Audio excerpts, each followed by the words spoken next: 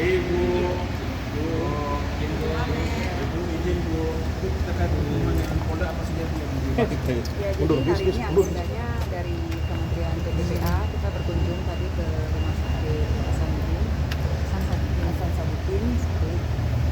Setelah itu memang kami juga beranjak ke UPTD ya, karena UPTD adalah di bawah Kementerian PPPA juga. Dan kita sekalian untuk ke Polda menanyakan ya masalah apa yang harus kita lakukan untuk banyak kasus-kasus yang terjadi, terutama yang PPDS ini, supaya ada efek jerah dalam hukumnya, kepastian hukum untuk dan bagaimana korban itu pasca traumanya itu bisa dibantu, dan juga ke depan apa sih yang sebenarnya menjadi pelajaran dan PR kita. Dan ini semacam kita tahu memang banyak sekali kasus dari mungkin kita bilangnya oknum ya sebenarnya. Kita tidak mencoreng profesi seorang dokter karena banyak sekali dokter yang baik, dan ini hanya oknum yang memang memakai ya memang dokter, memakai baju dokter tapi melakukan hal yang tidak bermoral gitu. Nah, kepastian hukum lah yang kita dorong ke kepolisian supaya ditindak maksimal hukumannya, karena hukuman amoral, perbuatan yang terencana, perbuatan kejahatan yang direncanakan itu adalah harus hukuman yang setimpal, karena kita tidak bicara korban hanya sekarang, tapi itu keberlanjutan dari korban itu sebagai masa depan hidupnya itu adalah itu juga korban perempuan dan akhirnya kena lagi ke kaum rentan. Jadi seperti itu. Kalau hukuman yang maksimal yang paling tersebut itu gimana? Nah, memang ada undang-undang perlindungan anak yang membawa kebiri. Secara pribadi tentu saya ini ya hukuman maksimal yang setimpal. Kalau maksimalnya itu kebiri ya dikebiri aja gitu loh. Soalnya kan itu udah nggak ada moralnya. Tapi balik lagi secara proses eksekusinya itu kita harus tekan, karena ternyata tadi juga baru dengar kebiri itu juga sebenarnya hanya hukuman temporary. Nah, itu juga saya juga baru tahu gitu loh, hukuman temporary saja.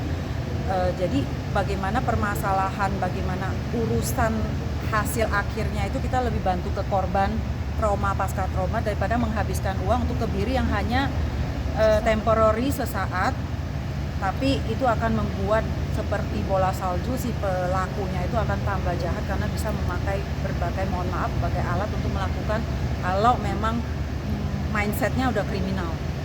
Jadi sebenarnya hukuman maksimal yang mengerti perspektif perempuan ya. Jadi hukuman maksimal bukan karena seorang pelakunya itu nanti sakit mental atau apa kok bisa ya. Kita memang berpikir kenapa bisa tidak bermoral seperti itu gitu loh. Tapi balik lagi kalau sakit mental pun misalnya mereka pelaku ini melakukan perencanaan kejahatan dengan target, tempat, menghapus semua alat-alat bukti atau apa itu kan direncanakan. Nah, bagaimana hakim atau pengadilan mengisi ini, memberikan maksimum hukum.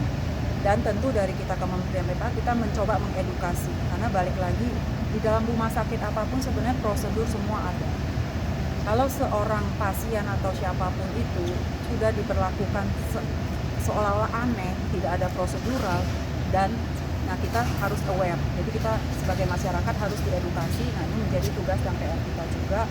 Tentu kita bersama-sama ya kita mengawal hal-hal dari kasus-kasus ini supaya ada efek jerah dan tidak terjadi dan terulang lagi. Jadi pasien dikabiri itu ya? Ya tentu dengan Polri kita juga sudah bekerja sama, karena dari Kementerian PPPA kita ada PKS juga, karena di Polri itu juga ada Direktorat TPPO dan TPKS, dan ada PKS-nya, dan kemarin dari Polri juga sudah mencanangkan Rise and Speak. Jadi inilah saatnya kepada kita, negara tidak diam, tapi kita perlu proses karena sistem itu perlu membentuk SDM yang punya hati. Kita harus mulai lagi etika, hati itu penting. Kemudian kita men-skill sehingga kita melakukan servis pelayanan yang benar-benar memberikan keamanan kepada masyarakat. Tapi masyarakat jangan diam. Masyarakat boleh berbicara. Kami ada di Polda bersama dengan tim semua. Kita bersama-sama berjuang untuk rise and speak ini. Perempuan berani, perempuan jangan takut, perempuan harus berbicara, harus lapor. Dan kami berkoordinasi untuk menjaga keamanan tentu para pelapor supaya ini menjadi sebuah tempat yang aman buat mereka untuk bisa berani untuk melaporkan. Tapi jangan diem, jangan merasa ini sebagai aib, tapi ini menjadi sebuah gerakan supaya ada efek jerah pada pelaku atau predator-predator ini. Bu, ada pesan buat Unpad, Bu?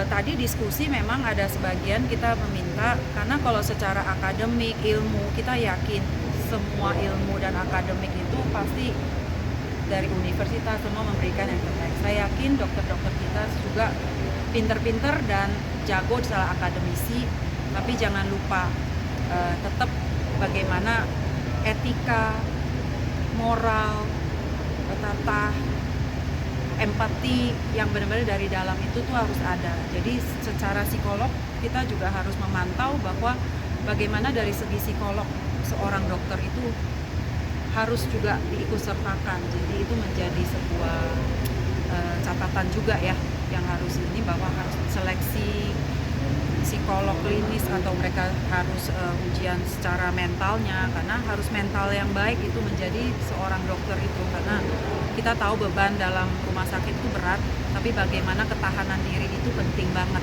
karena kita perlu ketahanan dalam diri kita baru bisa menolong orang lain. Itu yang penting sekali. Terima kasih ya. Terima kasih. Kasih.